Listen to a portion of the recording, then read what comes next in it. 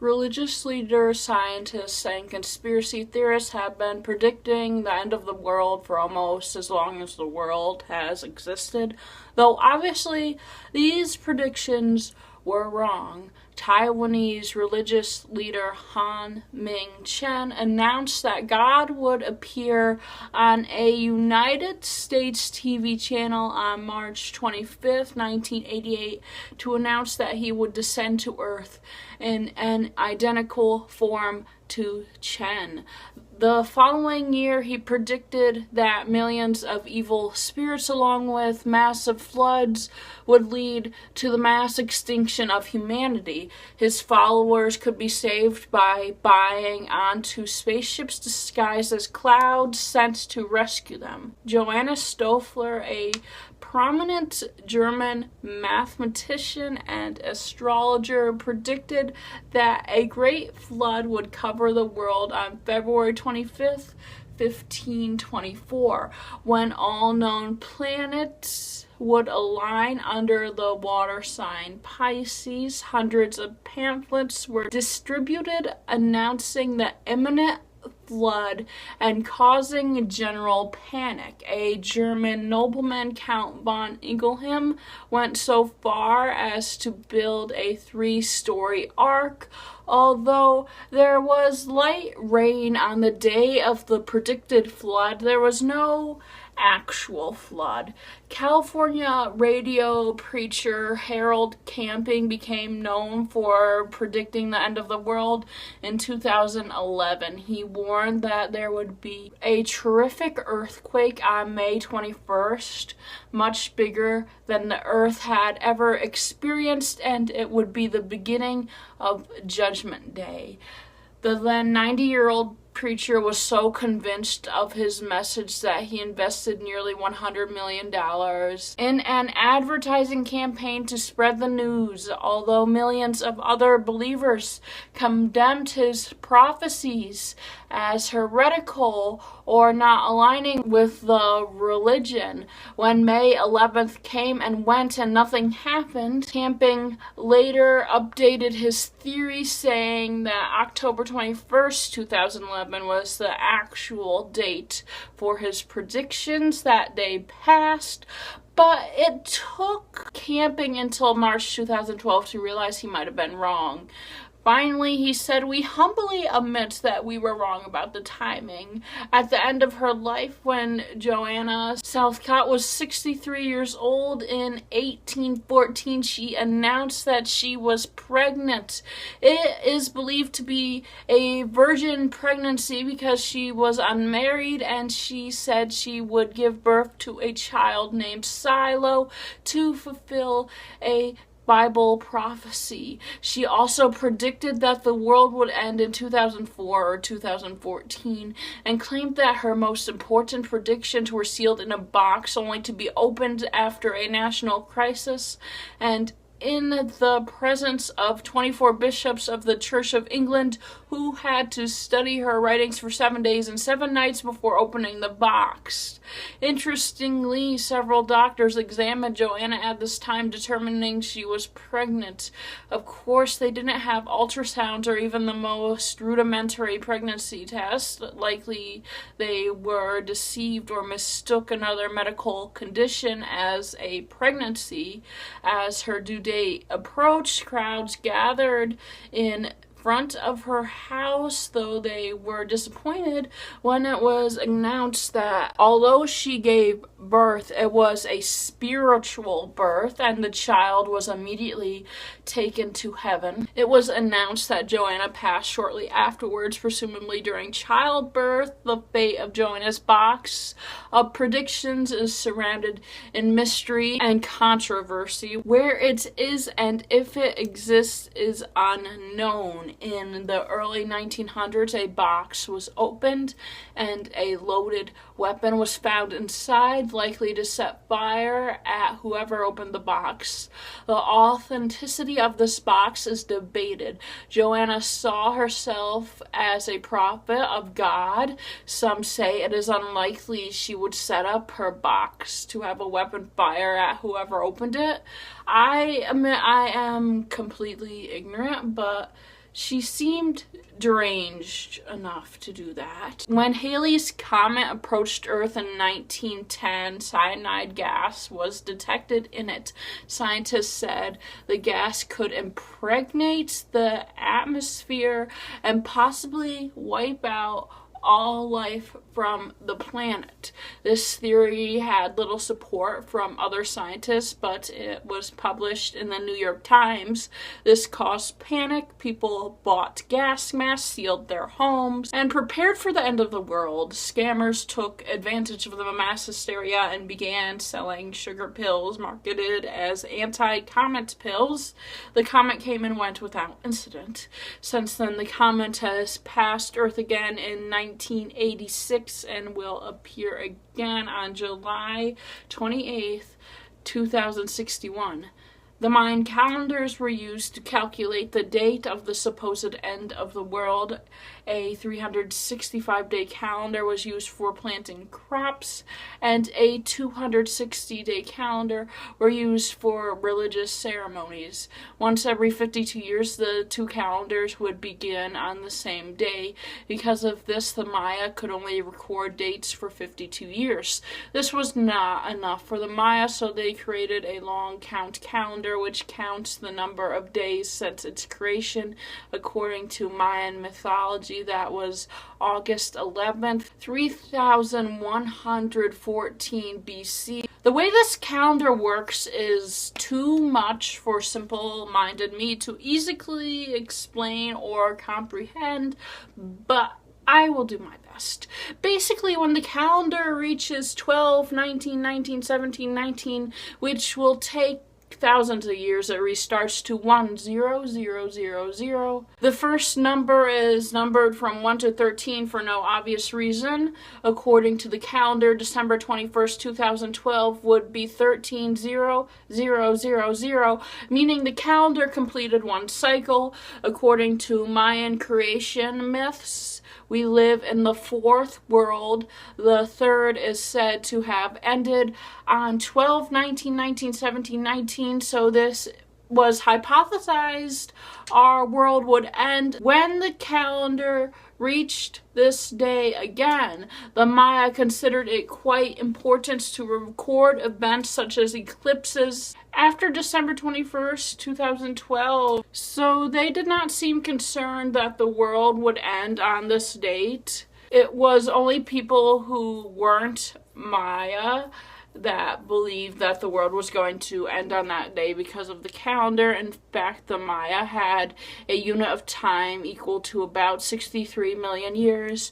Other template inscriptions seem to indicate that this may be a shortened version of the calendar, as at least one template writes August 31st, 3114 BC as being this date, which surely no one wants to listen to me read. If that number is days since the beginning of the universe, the Mayan estimate was much higher than is currently agreed upon. They certainly didn't expect the end of the world in 2012.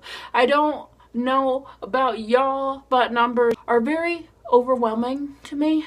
The modern Mayans, the descendants of the people who made this calendar, never believed the speculation that the world was ending. They simply saw the date as the beginning of a new era, comparable to the new millennium of 2000. They had parties and thought the people harping that the world would end because of their calendar were scammers and resented them. A variety of improbable, if not completely impossible, geological and astronomical events have been proposed as possible ways the world could end on this date, such as the return of aliens who supposedly built the pyramids, magnetic pole reversal, or astrological alignment with the galactic center. I was 10 in 2012 and I really do not remember any of this. The pole shift hypothesis was loosely based on actual evidence of magnetic pole shifts in the past. Magnetic field lines are regularly observed in volcanic rocks that do not point to the direction they would if the North Pole was where it was when they were formed. I have absolutely no idea what that means. Dating the rocks showed that the poles had reversed many times in the past. This process is poorly understood, but is generally thought to take hundreds or thousands of years to reverse. People who thought the world was ending of solar radiation or the Earth's rotation stopping for a few hours and starting again in the opposite direction. The galactic center thing was pure nonsense astrology, something about a line forming at the core of the Earth, sun, and galaxy during the solstice, which happens every year. Such planetary alignments are not rare events, and the solar system has never collapsed on itself because of them. I am more overwhelmed trying to explain this than I was the numbers of the Mayan calendar. I had planned to make a video on the 2012 phenomenon, but I knew that it was not enough for me to talk about for as long as I like to make my videos to be. So I thought to discuss other times the world was predicted to end. Then before I started my research, but had the idea, I watched Quentin Review's video from 2020. That time the world ended. Yes, I am over 4 years behind on watching my subscriptions. A year and a half ago, I made 8 completely full 5,000 video watch later playlists with the past 4 years of my 400 subscriptions. My coworker will ask me, have you seen the new Mr. Ballin video? No, I have not, because I am 4 years behind my subscriptions. I am still watching videos from before the pandemic. So finally, I accidentally just watched that Quentin Reviews video, and he includes a clip from a 40-year-old Nostradamus prediction documentary. It not only makes the case for recent catastrophes and events being proof of that, but also goes out of its way to predict what would happen in the next 20 years. And man, oh man, do the late 80s get crazy, my dudes. May 1988. The great famine do I see drawing near. A famine so great and so long that man shall become a man-eater. In 1994. So this could be the year in which the Third World War begins. And the Soviet Union, the United States, will be friends. And after a peace for 1,000 years... If you find this video interesting, you'll find his interesting. It seems like the majority of psychics who make accurate predictions on the future simply just make a lot of predictions, and most of them are inaccurate. Only a few of them actually happened.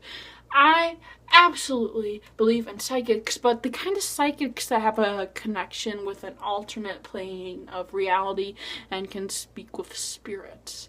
I was in a group session with a psychic who gained his ability after an accident, and I remember how he made people cry. He was talking about one man, a woman there knew, who had passed, and she was sitting 2 seats away from me, and at one point he said, "Uh-oh," and leaned in and whispered to her, "Was he inappropriate with you?" And she started crying, and he said he's sorry. When my mother and I had a private session with him, he mentioned a man and a woman getting in a car accident and passing away, and we were both thinking, what? We don't know anyone who got into a car accident. Then months later, when I was bored on Instagram and happened to look through accounts of members in one of my art group chats, I saw one of the girls' accounts, and I was like, I haven't heard from her in a while, and I wonder how she's doing. And from the comments on her most recent post, I found out that several months before, her and her father got into a car accident and passed away. So I did not even know she passed, but the psychic did. Stephen Albert in Syracuse. That group chat is now inactive, unfortunately, though I do have a group chat that has been active for 6 years. When I was 15, I saw a post about creating a group chat with every zodiac sign, and I went through the comments, and people said what sign they were, and created that exact group chat. Within 2 weeks, everyone but me and Jody had left, and I had added other people I liked, and it deviated from the original concept.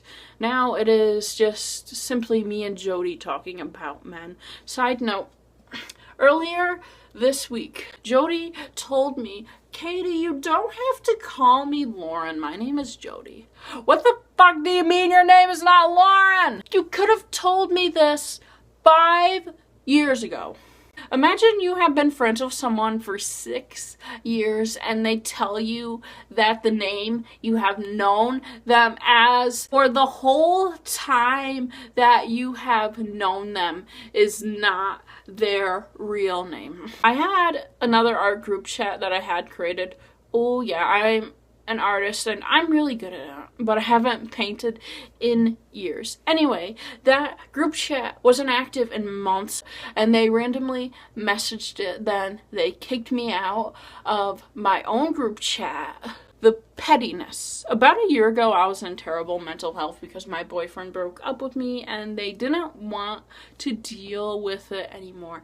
I literally didn't even do anything wrong. I was just insane and miserable over a man, and friends I have had for 5 years decided to leave me. It sucks, man, but that's when you learn who your real friends are. But also, they were not obligated to deal with my poor mental health either.